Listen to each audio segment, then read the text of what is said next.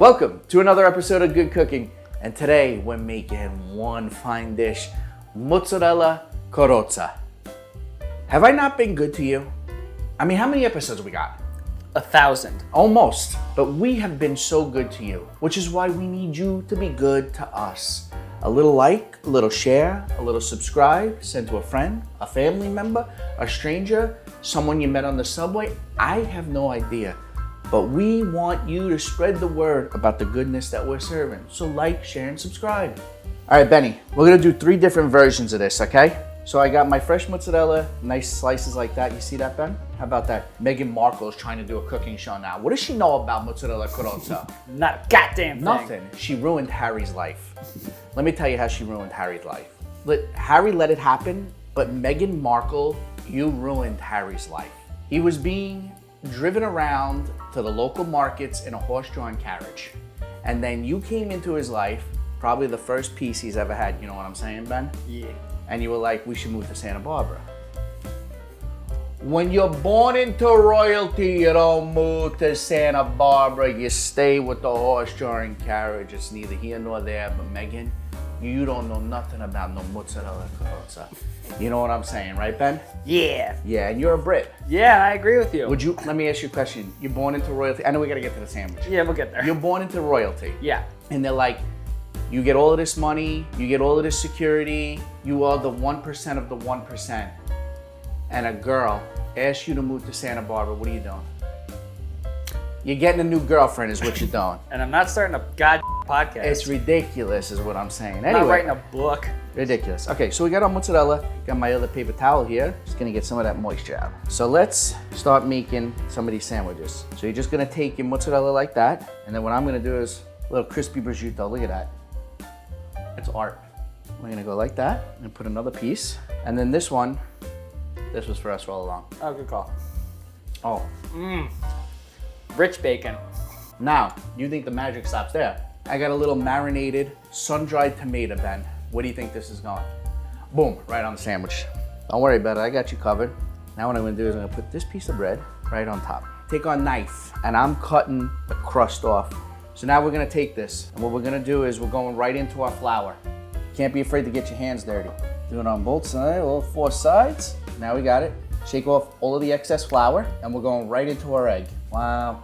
All right, let's move a little mozzarella here. Little drink. Look at you, you're all crossed up here with your Lambrusco. Now I'm going into our breadcrumbs. Ready? When the Italians do this, do they use white bread? Yep, that's the best bread. I don't know why. That's so weird. It just seems like such a, This trash is the best, thing to do. This is the best bread. I'm just gonna put this on my little tray over here.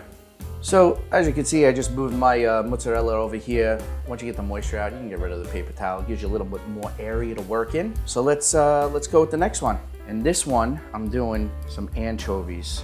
Do you like anchovies? Love, I was actually just saying this today. As a kid, you couldn't get me to eat one of these. However, now they're little salt bombs and I love it. Little meat pickles? Yep. So not only am I gonna do that, I'm gonna do a little basil. Oh. Take your top piece of bread, put it like that. I'm gonna take our knife. Were you a crusts off kind of kid? Look at me. Do I look like I was excluding the crust? I never understood that, to be honest with you. No crust? Yeah. Well, I mean, it was for kids who Well, first of super all, picky. I didn't even have crust as a kid because I was always on a hero. So every one of my school lunches was on semolina bread or some type of hero or a roll. So I was never messing with this. That is absurd. I don't think I ever took peanut butter and jelly then. It was ridiculous. I don't want to be shamed in school. I had a lot of Italian kids. Right. Shout out to Steve Famoso. He would have been like, what are you doing? I got eggplant palm. See, I think I probably got shamed for not having a PB&J. Really? Yeah, I was like, oh, what? You have turkey? What are you, a loser? So that's how they are in your neighborhood. Yeah, I was like, PB&J was, it's the everyman sandwich right there. Okay. And for the last and final one, doing the old standard, just the cheese, baby. When did you eat this in your life? So what's really interesting about that, I'm glad you asked. I would love it if you kept making the sandwich while you did it, though. But I can't do 2 things at once. Well, so then you we're need gonna to have get a this- problem. Okay, so I'll keep going. I'll try. But if this gets up, I mean, it's cheese and bread. I think you got it. don't say that, Ben. You downplay all of the magic. I don't know how you could mess this up while talking at the same time. Wow. Well, eating the product. Very good.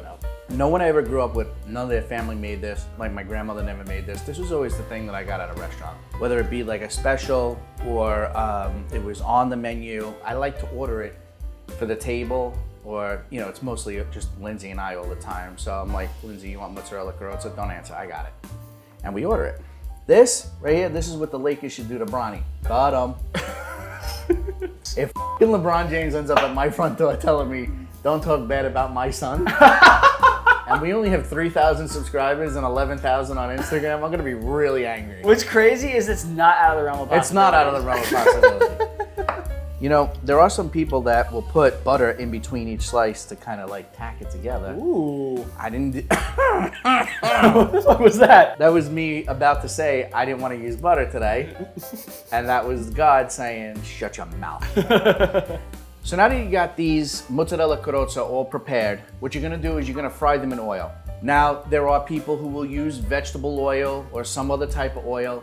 I prefer extra virgin. Why does it look at me like that? Because you're a virgin. Anyway, once we finish those, we will cut them in half. We will see how they are. And then I like to serve them with a little bit of tomato sauce and I'm grating a little bit of Pecorino Romano on top. I mean, doesn't get much better, Ben. Doesn't get much better. Classic. Look at that. Let me tell you something. Mozzarella Carrozza is one of those things where the Italians saw somebody else making a sandwich who wasn't Italian, and then they were like, stop. I'm gonna do it the right way. You know, mozzarella Carrozza is basically like a mozzarella stick in a sandwich form. And you can make this anytime. In the afternoon, for your kids, for your family, or maybe you're, you know, drinking one night like I am here, Lambrusco, delicious with the, you know, I'm just saying. But if you want the recipe, look in the description below. And from my house to yours, I'm drunk. You know, mozzarella Carrozza is one of those things that maybe you went out for a few drinks and now you're back at the house with some friends, some family, and you can make this so quick. So no, you can't. You can't. It's not that easy.